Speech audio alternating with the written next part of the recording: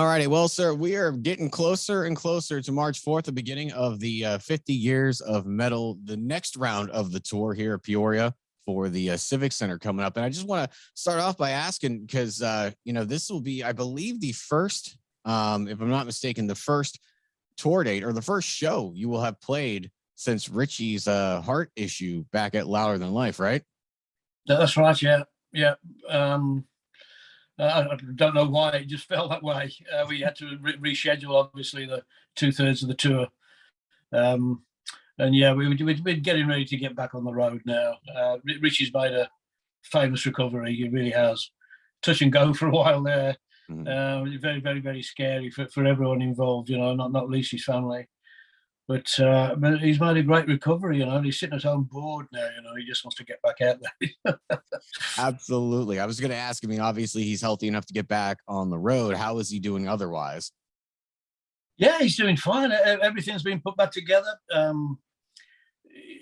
He's probably going to have to take medication, I should imagine, to keep his heart on song, for want of a better description. But apart from that, he's as he was. Fantastic. With a scar. A gnarly scar and a great story to tell, I guess. I don't know how you would say that. Yeah. Bragging rights. Yep.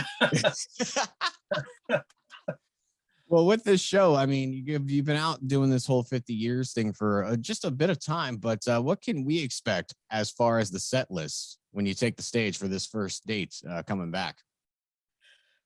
Yeah, well, obviously it's got fans' favourites in there. The songs there that you can't drop. But we've mixed it up a little bit. I had it somewhere. Oh, here we go. Yeah, there's a couple of curveballs in there with the Rock and Roller, which is our first single. We haven't played that for a very long time, about 40 years.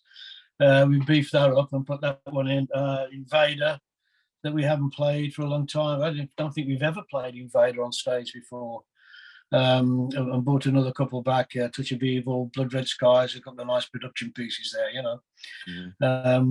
So there's a lot of different stuff for people, It's not just the usual same sort of things that you get all the time. But having said that, we always try and do that anyway. We always jumble it up a little bit, apart from probably, 5, 6 of fan favourites. We'd probably get lynched anyway if we didn't play them, So we put those in, and try and mix it up with old and new, with the time that's left over. You say you beefed one of them up a little bit. How often, if ever, do you actually tweak songs for performing them live? It's not very often. The thing with Rock and Roller was it was a very sparse song and a very sparse production back then. We're talking 1974, and there wasn't a great deal other than the 4 musicians and Rob, So we've just beefed it up sound wise. You got a much more modern, all the instruments, are modern, more, I don't know, fuller, richer sound than we had on the album. Speaking of that, you go back and we look at the box set that you have now, and there's so much additional material with that box set. Was it kind of like opening Pandora's box and going back and looking at all that stuff? I never knew it existed, half of it. We put box sets out before, and you go to the vault and you think you've emptied it. And then you come to do another stuff. It just keeps on showing up. All this live material.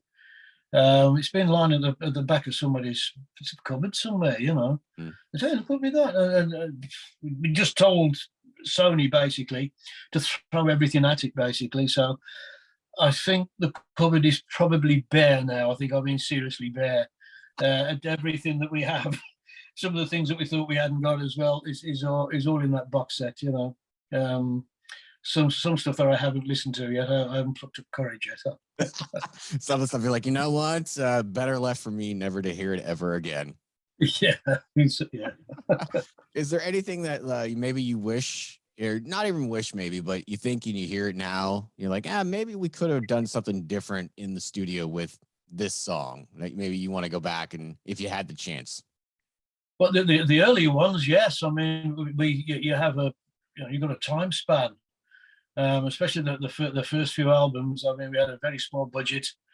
The first album we did over during the night, because the studio time was cheaper, between probably 6 o'clock in the evening to 8 o'clock in the morning. So that's what we did. And of course, when you have a schedule and you've got people breathing down your neck, you tend to let things go. Not errors, but just I think I could have done something else, as you said, but people say, "Oh no, we've got to do this, we've got to do that." And you've got to, there's a lead backing parade and a backing vocal record. So you think, well, okay, and you let it go. I mean, these days, I mean, with modern recording technology, anyway, things are sort of instant, and you're not mucking about changing mics around, and you know what I mean. You had to set up a certain instrument in the olden days. Olden days, isn't it? These days they're there in the studio. You plug it in, and there, But and of course we have a better budget these days. But the earliest, we all of us, all five of us, could probably have improved on what actually went down. You mentioned schedule there. You've obviously been working on new material, but in terms of schedule and releasing, but when you're working on newer music, do you more so write it for yourselves now, or are you worried about impressing the fans or a certain crowd or even a record executive nowadays? Nowadays, well, it's always been what pleased us, really. We've been very lucky, and the fans and the record company have gone along with it. I mean, you're not going to say, well, okay, let's just do a jazz album, or let's something like that. I mean, obviously you wouldn't do that. But anything else goes, really. Whatever ideas people have, we've always been the same. Whatever, down to gizmos, recording techniques, we'll give it a go. If it sounds good, great. If not, we discard it, move on. But yeah, we very much please ourselves, and we've been fortunate over the years, like I say, that people have gone on with it. There's been a lot of bands as of late that have sold like their catalogs or their publishing rights, and for pretty big paychecks, it seems like. Do you ever think that Judas Priest might end up doing that? There's no plans to, no. I don't know why you do it. I mean, I really don't. Okay, yeah, you can cash your assets out and split it up amongst your kids, maybe. But there again, the income stream's still there for your kids to take. When the worst happens, when you die, it's still there.